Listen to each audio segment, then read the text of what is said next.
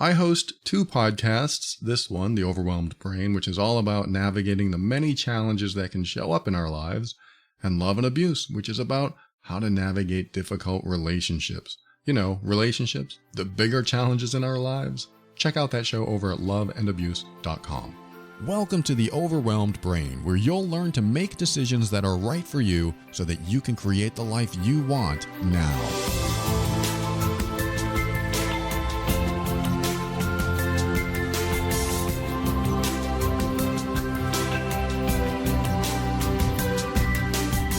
Hello and welcome to the show. My name is Paul Coliani and I'm here to help you learn to deal with difficult people and tackle life's challenges without compromising who you are. This show consists of my personal opinions and is meant for informational purposes only. Always seek a professional for your mental health and well-being. I'm going to go in a slightly different direction than I normally go, and I'm going to read you some of the thread from the Facebook group, the Overwhelmed Brain Empowerment Group, I call it. It's a mouthful. You can find it on Facebook. If you just look for The Overwhelmed Brain, you'll see that group is there and you're welcome to join it. But we have great conversations in there, sometimes deep conversations in there. And I decided to ask the question, what's one thing you've learned that changed your life for the better? I wanted to know what's something that you learned in your life that changed your life? And I got a lot of great answers. And it's helpful to know what changed someone's life because it gives you an idea of what could possibly change yours if you want it to change. For me, I wasn't always happy. I acted happy. I showed up and put a smile on all the time, but I always had this underlying, I don't know what it was, anger, resentment, because I was such a people pleaser. So no one could ever meet my standards because I would people please them, but I would never get the reciprocation that I wanted. I wanted to be liked. I wanted to be loved. I wanted the attention. I had a dysfunctional past if you've never heard me before, but that's my life. That's my past. And I didn't like that feeling. I carried that around with me for a long time. And I'm going to share with you what changed my life in a bit, but I'm going to go through this little thread that we went through in Facebook and just tell you what people said and give you my comments on it and see where we go with it. But the question again is, what's one thing that you've learned that changed your life for the better? First reply was what it means to be codependent. That's a great answer. It's a great direction to take. I look at codependency as depending on each other's dysfunction. It's like you're two dysfunctional people depending on each other and feeding into that dysfunction. I've defined this differently at different times, but it really does come down to when you are dependent on someone, either dysfunctionally so, or in a way that is toxic. Sometimes you just are in a relationship that requires dysfunction in order to function. It's a terrible way to put it because it shouldn't require dysfunction in order to function. It should require love and connection and honesty and respect and all that good stuff. But some relationships seem to require dysfunction in order to function. And I've seen this happen where finally one person addresses their dysfunction. There's usually a primary dysfunctional person along with a secondary dysfunctional person. Not always, but usually, sometimes, I guess. And what you end up with is the primary dysfunctional person, if they decide to change, if they realize, oh, I don't like being a rescuer all the time. I'm ignoring or neglecting my own wants and needs here, just like the people pleaser who might change, the rescuer, the fixer. I'm neglecting myself and I need to not do that. I need to take care of myself. As soon as that person changes and the other person doesn't experience that anymore, the relationship can end. That doesn't mean it was reliant, like the other person was reliant on their people pleasing. It probably drove them crazy, or rescuing or fixing, because that's what happens is that a people pleaser, a rescuer, or a fixer will drive someone crazy because they don't leave them alone. But anyway, the whole idea is when someone stops being dysfunctional in a relationship, the relationship can end. It can break up. It can stop because it was reliant on the dysfunction. And sometimes it can get a whole lot better.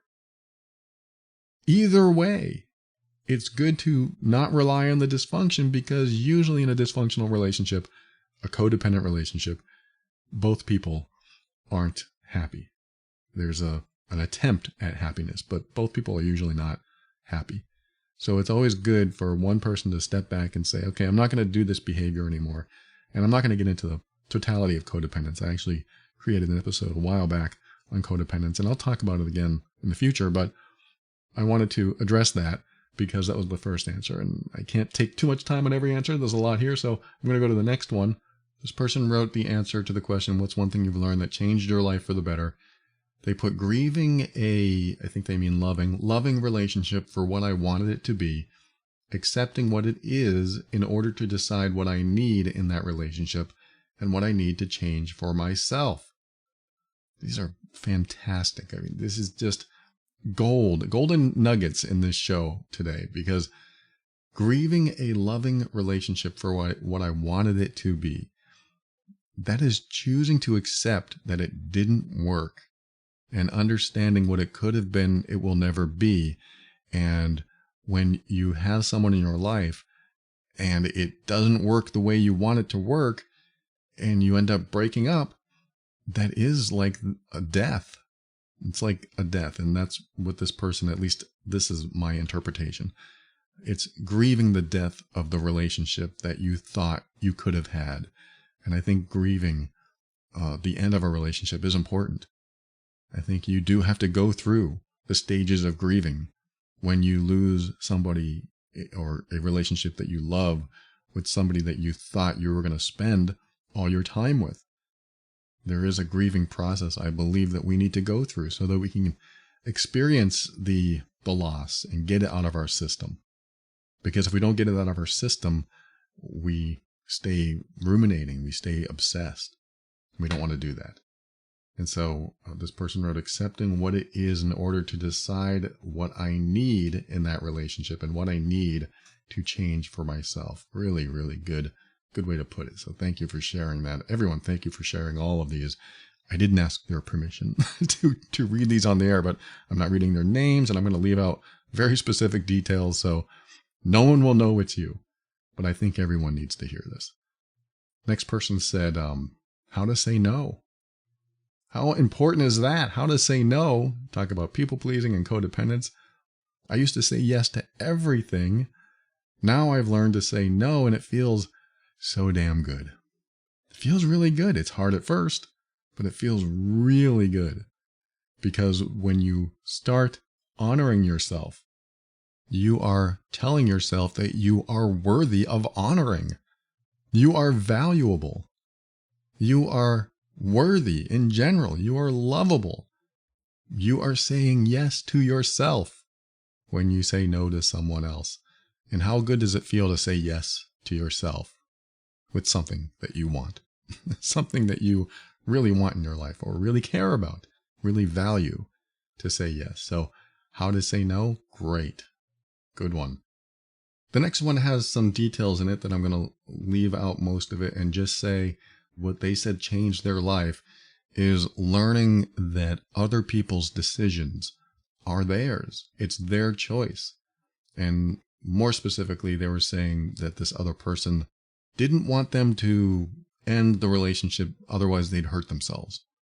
That is such a very difficult situation.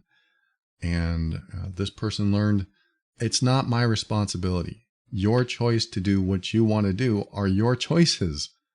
And to be able to let go of taking responsibility for someone else's choices is vital to personal empowerment. to feel good about yourself, to say yes to yourself.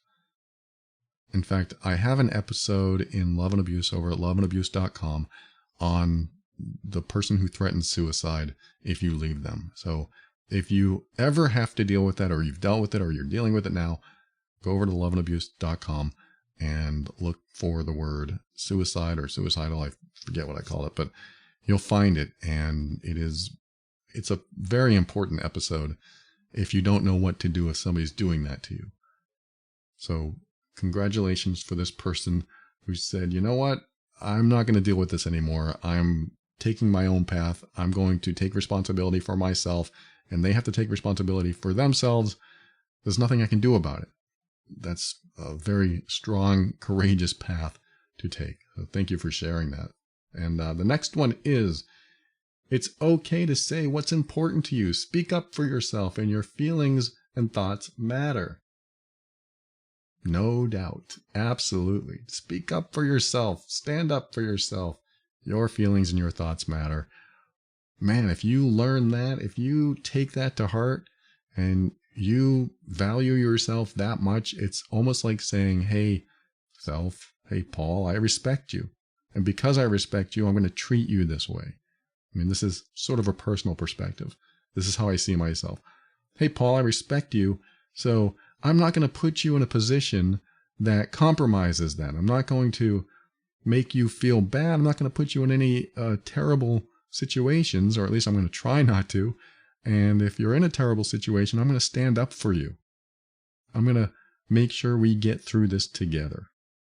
This is me talking to me, but this is what this person's saying. It's okay to say what's important to you and speak up for yourself because your feelings and thoughts matter. Now, they're talking about a little bit about confrontation. It's okay to be confrontational when necessary. They didn't say confrontational, but that's how I see it right now, because I always had a fear of confrontation growing up.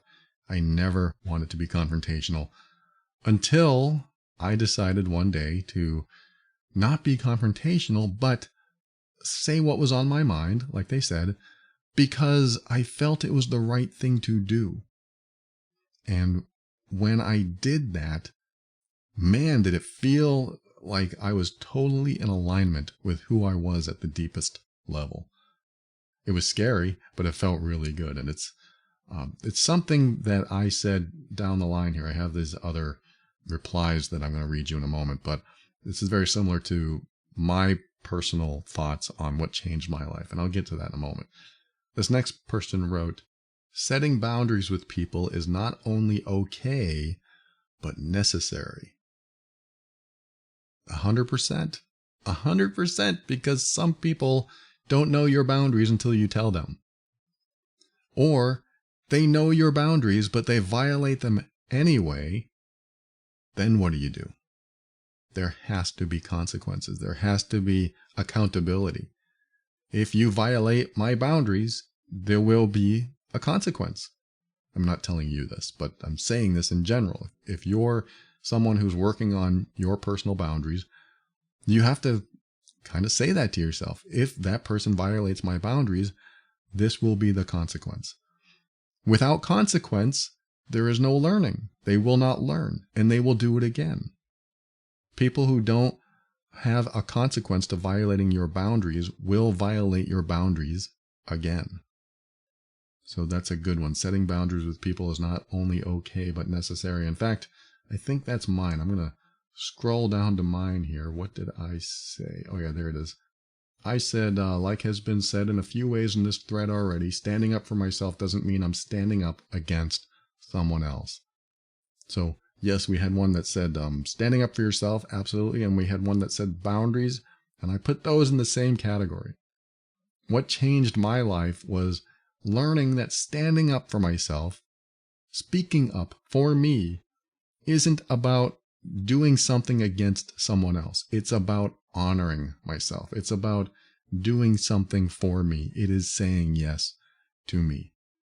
And once I made that transition of understanding that it wasn't about being confrontational, but being self-supportive, self-respecting, self-loving, it changed my life. It was no longer about, I'm scared about what they're going to say or do. It was more about, I need to do this for me. And I've learned that I'm okay with the consequences of standing up for myself. We shouldn't even have to think that way. We shouldn't have to think about the consequences of honoring ourselves or saying what's on our mind. We should only have to think about what we need to do for ourselves at the time we need to do it. I need to do this for myself. I need to honor myself. I need to protect myself. I need to stand up for myself.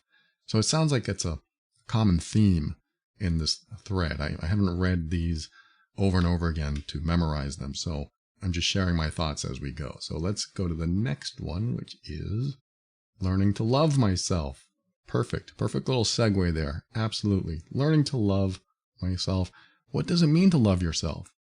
You know, I define love as honoring another person's path to happiness, even if you don't agree with that path.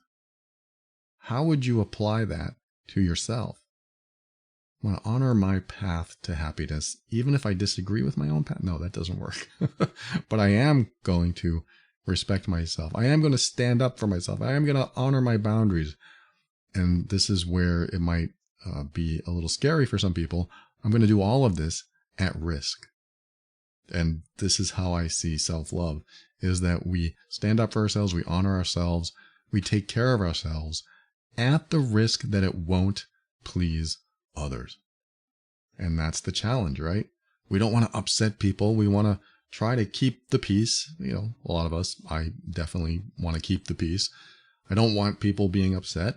But sometimes we have to love ourselves at the risk of not pleasing someone else, and maybe even upsetting them, and maybe even losing a close friend, a close family member. But the way I see it, people who love you, people who support you, they will honor you honoring yourself. They will love when you love yourself. Because if you're happy, they're happy. Healthy, functional people want that for you.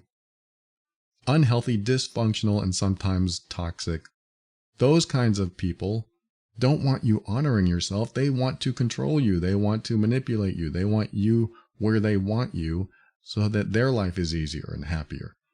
And if you don't do what they do, they'll make your life harder. You know, I'm not talking about every dysfunctional person or every toxic person, but that's usually what happens. When you have a dysfunctional, toxic person in your life, they want to control your life. They want to tell you what to think and what to do, often.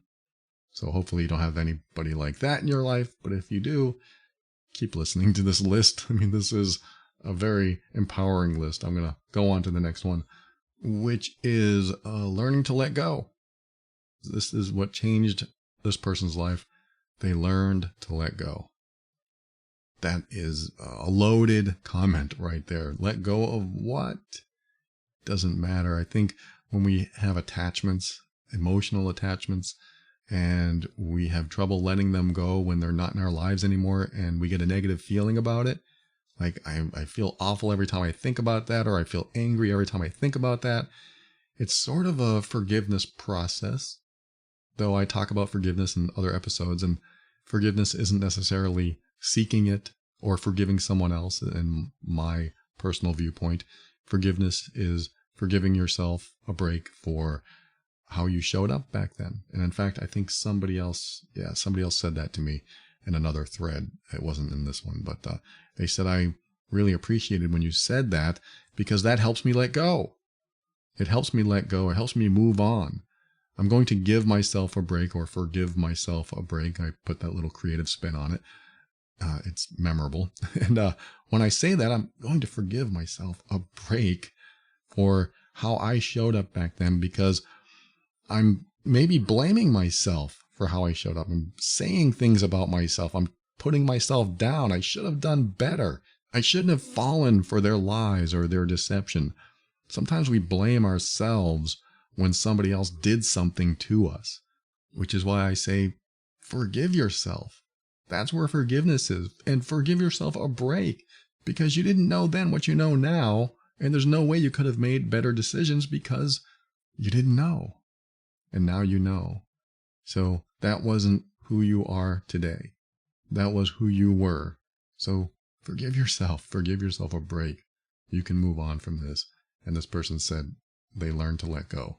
And I don't know if they thought all of those words that I just spoke, but they learned to let go, and that's important. And forgiving is one way to do it, at least in the way I explained it, in my opinion.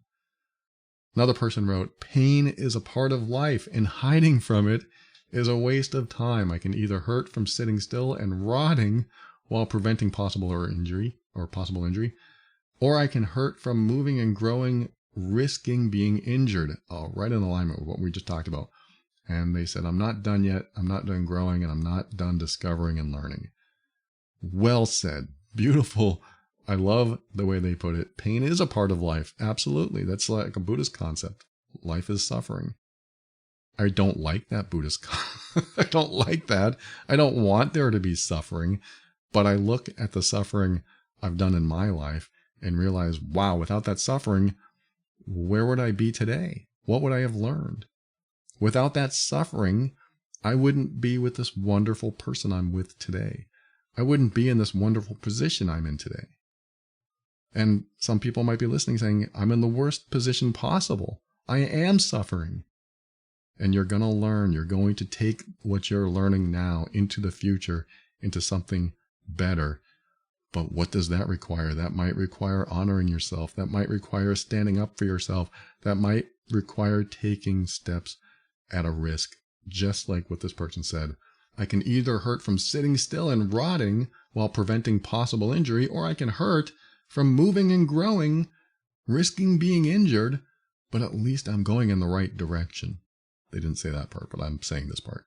It's forward momentum, and growth does often require some pain.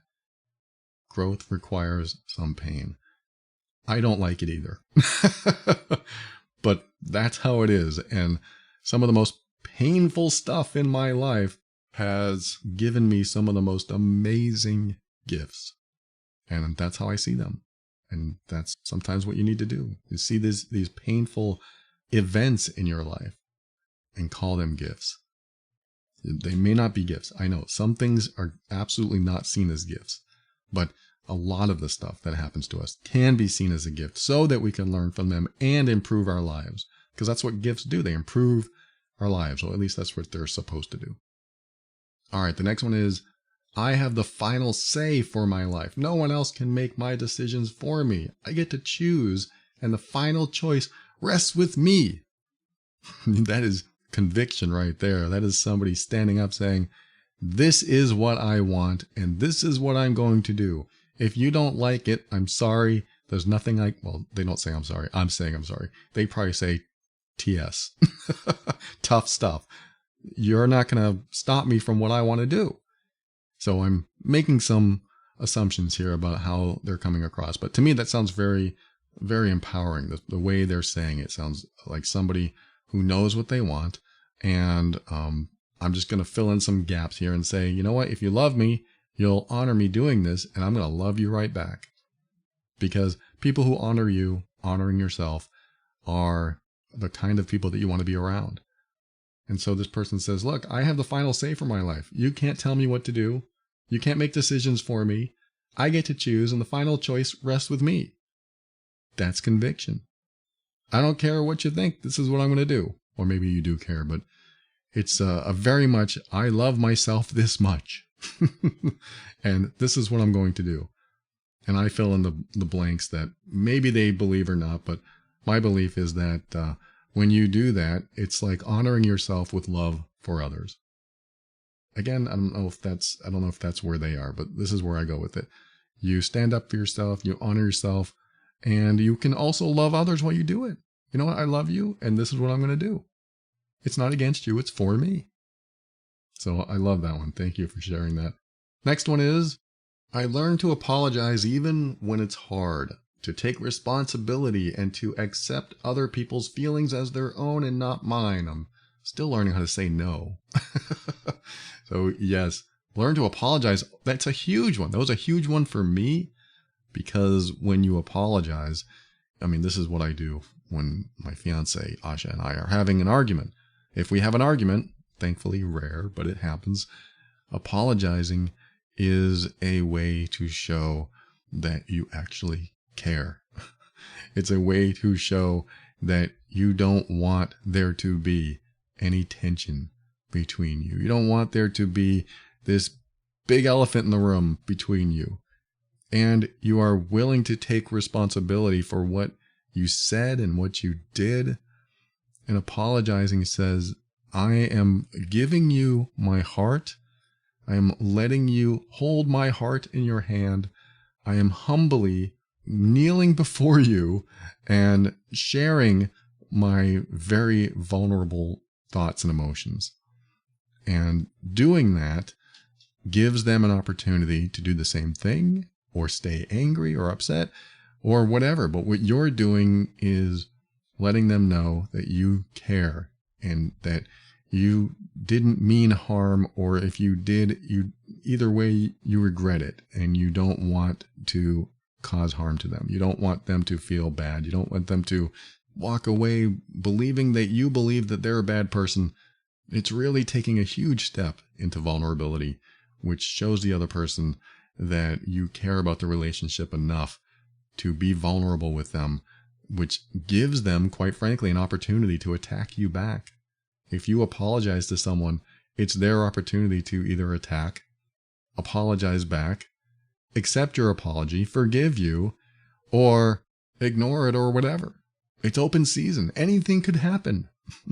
Anything could happen, which is why apologies are so damn scary. But when you start doing it, you give a relationship the opportunity to strengthen. I'm so sorry about what I said. I shouldn't have said that, and I was wrong. That's it. When you apologize, this is something I want to make sure I get across. Don't look for forgiveness. Just apologize. Put the ball in their court. Tell them how you feel. Tell them that you did wrong or whatever, and you want to express that to them. And don't ask for forgiveness. Will you forgive me is a way to add a string to an apology. My no strings attached apology is just an apology. Nothing about forgiveness. Because as soon as you ask for forgiveness, it puts an expectation on them. And an apology shouldn't require an expectation. Because as soon as you put the expectation on, now they feel like they have to do something in return. And we never want that. And again, this is my personal view on apologies. I think when you apologize, you pass them the ball, they have it, and they can do anything they want with it. They can walk away, but at least you did your part. Here's the ball's in your court. That's the analogy. It's a sports reference. The ball's in your court. Now do what you will, but you've done your part. You've apologized. You've done your part, and now you can move on. And they may not want to accept your apology, and it's their choice. And the best apology is one with no strings attached. So if they choose not to accept your apology, honor that. Honor it, because now they're carrying it around. You don't have to carry it around anymore. You did your part. So that's a good one. Thank you for sharing that. This person wrote something very similar that we already talked about, but I'm glad they reiterated it here. They didn't know they were reiterating, but I talked about it, so that's what happened. This person said, when I learned to accept my past choices as choices I made with the knowledge I had at the time and not be upset because I know better today. And they quoted Maya Angelou saying, when you know better, you do better. And then they go on to say, I make better choices now and react to situations more appropriately because I have the knowledge now. That's really what it's all about, right? Thank you for sharing that. Yes, learning to accept your past choices as choices you made with the knowledge you had then. If you can accept that, you can move on. You can let go. Accept that you made choices. I made a lot of terrible choices. I accept that I made them. I take responsibility for making them. And there's nothing I can do about it now, so I'm going to move on. Great share there. Another person wrote, let the small go. That's going to be a bleep. But yes, that's a good one. How much do we get wrapped up or overwhelmed with minutia? Just let it go, right? Let it go. I understand a lot of it's not easy to let go, especially if there's a lot of important things at stake, but it is helpful. If it's raining outside and you're upset, maybe it's easier to let it go. You know what? Rain, we do need rain. It's nice to let the small stuff go. So thank you for sharing that. Another person wrote, to not allow other people's feelings to become more valuable than my own. Talk about seeing your own worth and having that realization that you are worthy is the key, or at least one of the keys to personal empowerment and happiness. Everyone's own feelings are valuable to themselves, and they should honor those feelings and reflect on them and move through the world knowing that they are worthy and that their feelings and thoughts are valid. So this is a great one to remember. Don't allow other people's feelings to become more valuable than your own. That's a great comment. Next one is, if you might recognize this one. If at first you don't succeed, try again. Don't give up. One of the reasons I love this one is because it reminds me of, Yoda. There is no try, only do, or something like that. There is no, what is it? There is no try. There is a try. There is always a try. I try all the time and see what sticks. I'm going to try this. Does it work? No. I'm going to try it again. So I actually live by that. I don't say it to myself as a mantra or anything, but it's true. I didn't succeed. I'm going to try again. I didn't succeed. I'm going to try again. I'm going to try again 100 times until I succeed, or, and this is a philosophy I live by, until I'm exhausted. I'm going to try and try again. If I really want something to work, I'm going to try and try until I'm exhausted or dead. And if I get exhausted, I know I threw the dead in there, but it's true. I'm going to try and try until I'm exhausted or dead. But before I die, I'm going to actually stop because I'm exhausted. And if I get exhausted, then I realize that I'm going in the wrong direction. Now, this doesn't mean I exhaust myself with everything I do, because I've learned to realize when I'm trudging through mud, I'm probably going in the wrong direction. If you get into a relationship and the first 2 to 4 months are fantastic, and then the 5th month feels so impossible and difficult and you can do nothing right, might be going in the wrong direction. At least have a conversation about it. And if the conversation doesn't go well and you don't feel that equality, and you feel like you're being blamed and made to feel like you're the problem and they're not, then you're probably going in the wrong direction. That's just one example of many. You get a job and you like it for the first week, but the rest of it is a nightmare and you don't want to get up to go every morning, then you might be going in the wrong direction. A little side note there, I actually went to a job like that. I was in this job for about 4 years and I was getting burnt out. A lot of my people pleasing was very present back then. I was getting burnt out and I said, you know what, I'm going to quit. I said this to myself. I'm going to quit because I don't want to be here anymore. But what I didn't do, and I should have done, is talk to someone saying, I'm unhappy here, something needs to change.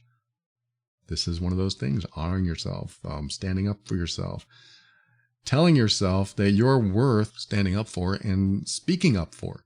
So here I am at a job that I'm ready to quit, and I walk into the boss's office and I say, look, it's been great.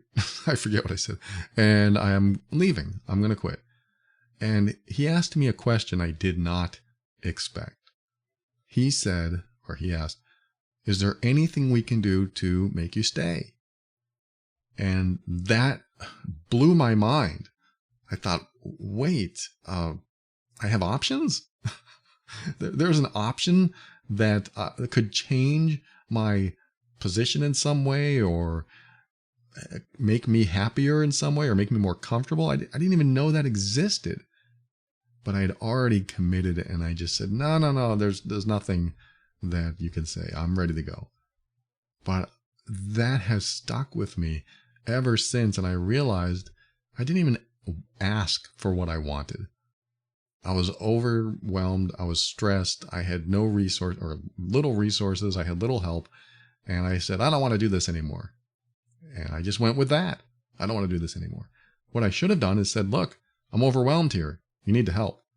You need to help. Otherwise, I'm going to be dissatisfied coming to work every day and I won't want to come back. So let's fix this. But I didn't have the courage to say that because I didn't want to face the consequences. And thinking about it now, what are the consequences? I was going to quit anyway. What could have happened if I just asked for what I wanted? I don't know how I got there, but it started with, if at first you don't succeed, try and try again. Don't give up. Thank you for sharing that one. I've got a few more here. To forgive and let karma do the rest. Ooh, that's a good one. I actually am a fan of karma. Don't know if it exists, but I like to think it does. Because when somebody cuts me off in traffic, I like to think they're going to get caught up the road or roll into a ditch and, live and be okay. But just have their day ruined, like mine almost was. I like to think that karma catches up to people that do me wrong or do others wrong. I like to think that because if I don't think that karma is going to take care of it, I'm going to hold on to a lot of stuff. Talk about letting go, right? So, like I said, I don't know if karma exists. I don't know if there's some universal law out there that comes into play when somebody does something wrong. I don't know if it's God, kind of evening things out. I don't know. Maybe you do. I don't know. So I want to believe that something happens to people that do bad things. So I agree. I agree with that. Next one is, we've already gone over that, so I'm going to skip some of these because they're repeating. Thank you all for sharing these, by the way. I read each and every one of them on Facebook, and I'm very grateful that you shared all these. This next one is choosing to be happy. This person said happiness is a choice. That's what they're saying. Happiness is a choice. And I know people are listening right now saying, I wish I could choose that. I wish I could. I used to be that way. I wish I could be happy, but I can't. Circumstances dictate that I can't be happy. And I'll agree, sometimes there are circumstances that dictate that we won't be able to be happy. And sometimes there's nothing we can do about that. We have this feeling and these thoughts from this loss or something in our life. And when that's there and we can't fully heal from it, we may not be able to fully achieve the level of peace, comfort, and maybe happiness that we want to achieve. But hopefully we get to a point where it's good enough. And it just sounds so, unempowering when I say that, disempowering when I say that, to get to a place that's good enough. But sometimes life throws you so many curveballs, or the biggest curveball you can't avoid, and there's nothing you can do about it. So you got to do your best. But that's the good thing, is that we can choose to do our best. We can choose to walk toward more peace, more comfort, more happiness, whatever you want, whatever it is for you. For me, I like being happy, but it's not always about finding happiness. It's sometimes just about being comfortable, and it's sometimes just about avoiding pain and just relaxing. Sometimes it's just sitting out in nature. Sometimes it's just being mind-numbingly entertained in front of the TV. Just depends on my mood and where I feel like I am. And sometimes, of course, it's just talking with somebody I care about. So you seek these different levels of peace, comfort, or happiness, or whatever it is for you, and always move in that direction. At least try. Because sometimes life is more challenging than it should be, or we want it to be, and it would be great if we definitely made it a choice to move in that happier direction, more positive direction, even when things are bleak. And I know it can be tough. Keep listening. Listen to the back episodes of this show. I do have an episode I called "What's the Point of," Meaning. What's the meaning of life without joy and happiness? Something like that. If you go to theoverwhelmedbrain.com, just type the word joy in the search field or meaning in the search field, and that can maybe help you out as well. Next one is learning to have my own back. Look at that one. That's very much in alignment with standing up for yourself, but more toward some people won't stand up for you, and sometimes you're the only one that can make things right. make your life right, make someone else's life right, or at least go in a better direction. Learning to have your own back. If you don't have someone else to do that, you might have to do it yourself. And that's when you have to reach in and really pull some of that power out, because you have it. It's hard to get to sometimes, and it's hard to find, but I guarantee you have it. Even if you don't know what I mean, fight or flight works pretty darn good. When we get into fight or flight, or freeze and all these other verbs we sometimes put on it, when we get into that mode, boy, we become laser focused and just do what we need to do. And hopefully what we need to do is something to make our lives better, protect ourselves, protect somebody that we love. Because I've seen this over and over again, including in my own life, when you are struck down so many times, when you are pushed down, pushed away, when you are ignored, neglected, eventually you can't take it anymore. Eventually you've had enough. I call it when you reach your threshold. Eventually you will reach a threshold and you will say, stop. That's it. I've had enough. And then you won't care what happens to you because you've had enough. We all have that threshold. It's in there. And I call that power. That is in there. It is in you. I hope you don't have to reach the bottom to get there, but it's in there. So if you doubt that you have it, I'm telling you right now, it's in there. And I don't want to have you access it the way I've had to access it, which is being pushed to the limit. But if you can remember it's in there, then you can do all the things that we're talking about now. So thanks for sharing that. This person wrote, eat less carbs and exercise more. You are a show off. I don't have that in me to eat less carbs and exercise more. I try to stay moving, but that is very good advice. And if you're doing it, you are better than me. At least physically right there, you are already ahead of me. Thanks for sharing that. That's very good advice and very practical advice. So thank you for sharing that. Next one said not to stay in a dead marriage just to stay. You can't force people to change. They have to want to do it for themselves. Totally. Spot on. I 100% agree. If the marriage is dead, if you've tried and tried and tried, there is a point where you do have to give up. I'm going against what the other person said now. Try and try again. Don't give up. There is a point where giving up is the right choice. Sometimes you're in a situation where it's not going to work. And you've probably heard me talk about this before if you've been listening a while. There's a trend line in every relationship. Is that trend line going up and to the right, telling you that it's getting more profitable all the time, like a business meeting, you're looking at this trend line, or is it steady with its ups and downs? And is that steady trend healthy and good?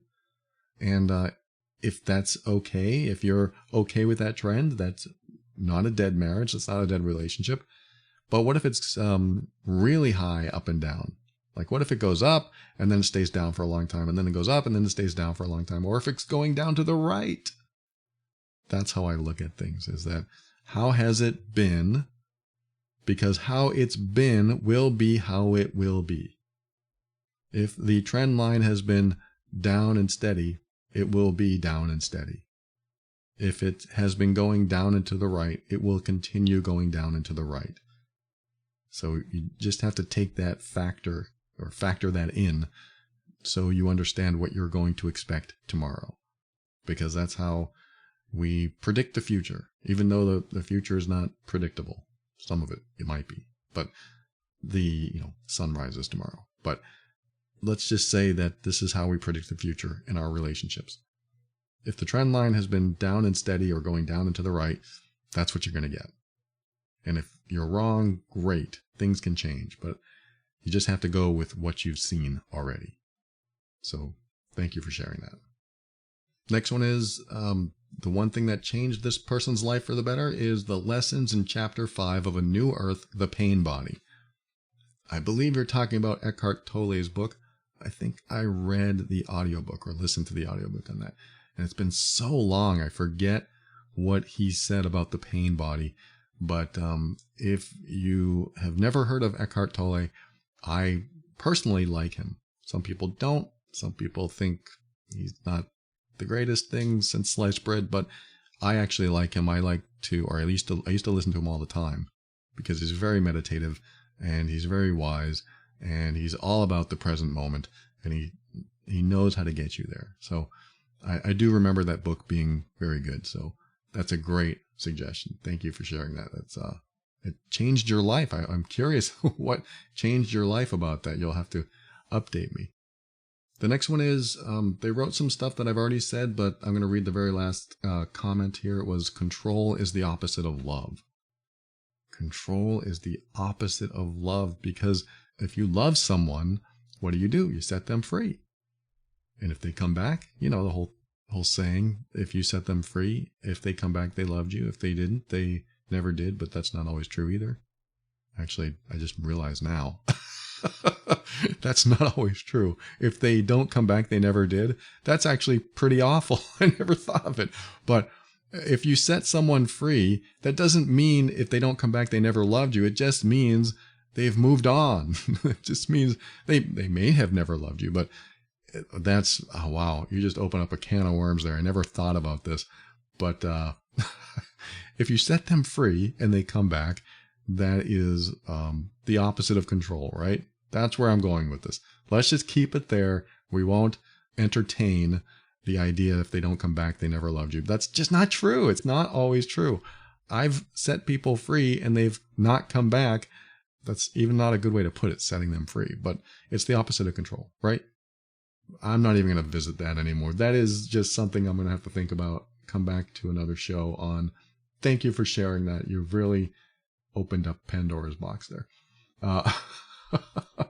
This person wrote, realizing that not everyone is your cup of tea and you're not theirs. People can be very evil and very good. Not to judge a book by its cover, and that I'm good enough, and life is a stage, not a battlefield. All kinds of things in here. And praying is a daily ritual, not a please help me, I'm in trouble. Wow, this is a really good comment here. So thank you for sharing all that. Realizing that not everyone is your cup of tea and you're not theirs. Where's the codependence? It's not there. When you realize that somebody may not like you or may not vibe with you, they may not synchronize with you, you may not be on the same wavelength, when you realize that we're all different and we're not all going to agree on everything, we're not all going to like each other, we take a huge step forward, a huge evolution in our emotional intelligence, in my opinion. I think when we can look at someone and say, they don't like me, I guess I'll move on, I'll leave them alone, and be okay with it, that is a huge step forward in emotional intelligence. I don't always do that very well. I teach about this stuff, but I don't always do that very well. Why don't they like me? That's my first go-to. Why don't they like me? What did I do? I really want to know.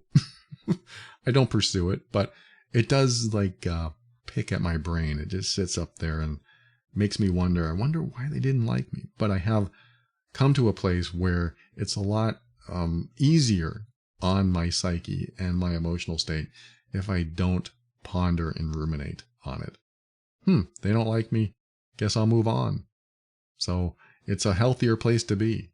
That's a great comment. Thank you for sharing all that. That made me think too.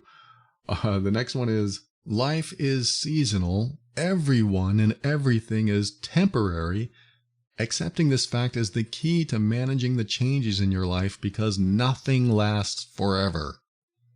I put a little ominous tone at the end, but what do I say? Life is seasonal. Everything is a change. Once I got used to things changing, life did become easier, even though it's hard when changes happen. They said that accepting this fact is the key to managing the changes in your life, because nothing lasts forever. And that's a very sad thought. At the same time, if you can accept it, that nothing lasts forever, you can really enjoy what you have today. You can really enjoy the time you have with what you have today. Because that's how I view things. This is my perspective about that. Instead of nothing lasts forever, I'm going to take all the time I can with the people And the things in my life today, everything in my life, I'm going to take time with. I know that it's precious. I know that it could change in an instant. In fact, I think it helped me going through the suffering. Talk about suffering again. It helped me going through the suffering of losing good relationships in my life.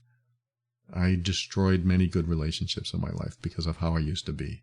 And so losing good people with good hearts that could have made me happy and I could have made them happy had I made different decisions, but we could have had a great life together. And I went through several, 4 or 5 really good, strong relationships that could have been strong. But because of my decisions and my actions, they left me. So I had to adapt to the idea of loss, or the fact of loss, because I experienced loss after loss after loss with these people that I thought they were going to be in my life permanently. But those losses really helped me grasp the concept that change is just inevitable. Change is inevitable. And what that did for my current relationship, which I believe will be my last one. That's what I believed every time. But I believe this will be my last one. But what it did is it caused me to stop focusing on what could happen and start focusing on what is happening today and now. It's present moment thinking. And when I realized that change is inevitable, then damn it, I'm going to enjoy what I have today. Because I remember my partner, she said a long time ago, maybe like 7 or 8 years ago, right after we met, a couple of years after we met, I think, she said, you went through so many breakups. What makes you think that this is going to last? It was another ominous way to look at things. What makes you think that this relationship's going to last? Don't you just have this underlying fear that we're going to break up just like you have broken up with other people in the past?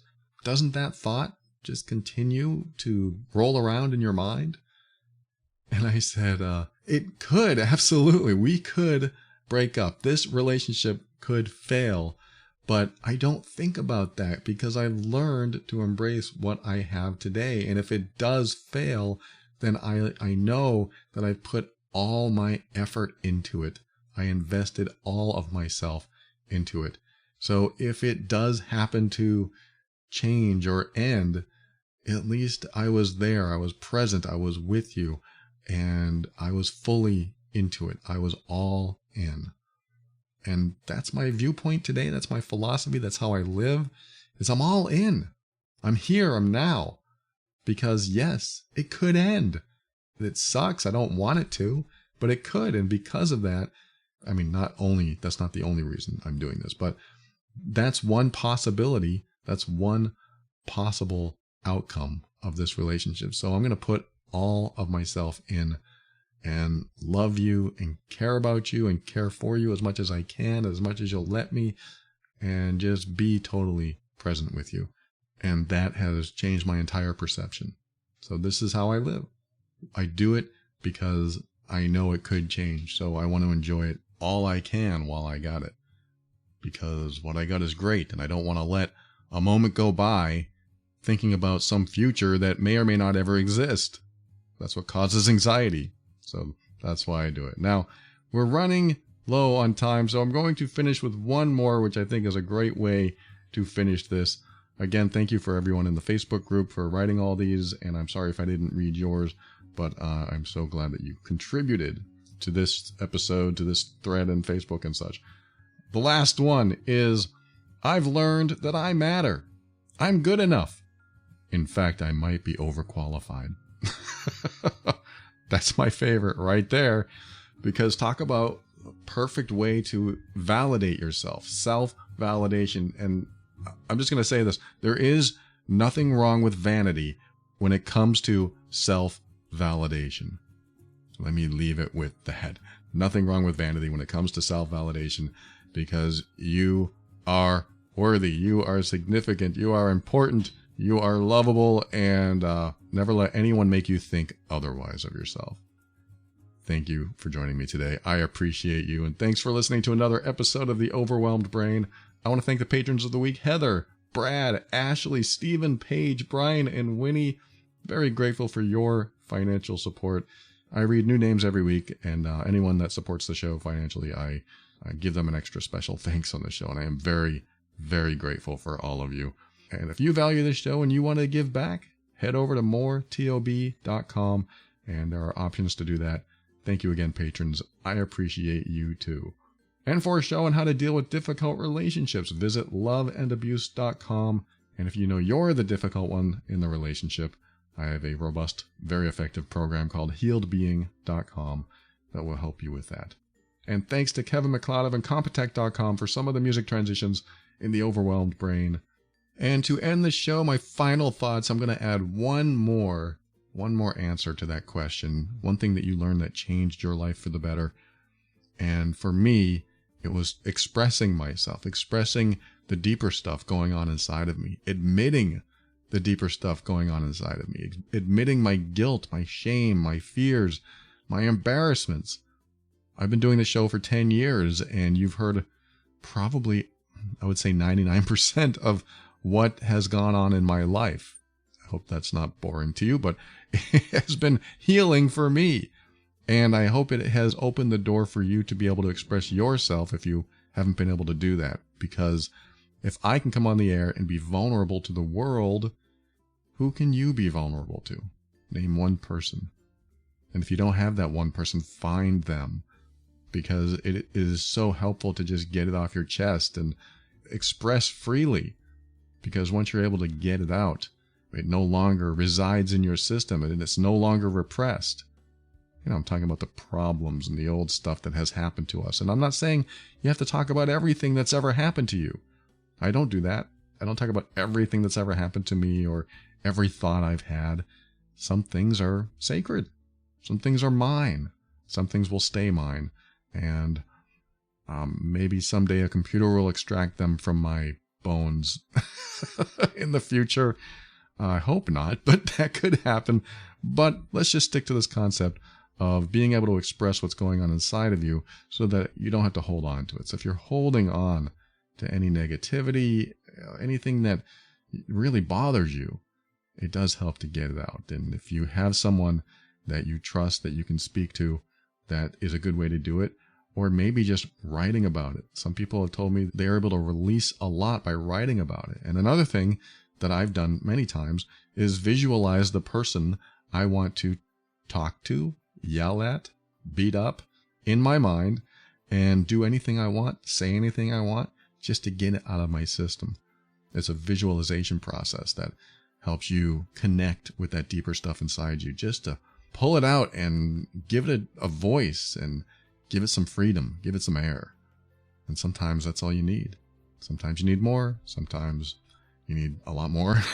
Sometimes you just have to have somebody that will listen to you. And sometimes that's all it takes. No matter what, always keep an open mind, because that's how you step into your power so that you can create the life you want. Always take steps to grow and evolve. You are powerful beyond measure. And above all, and this is something I absolutely know to be true about you, you are amazing.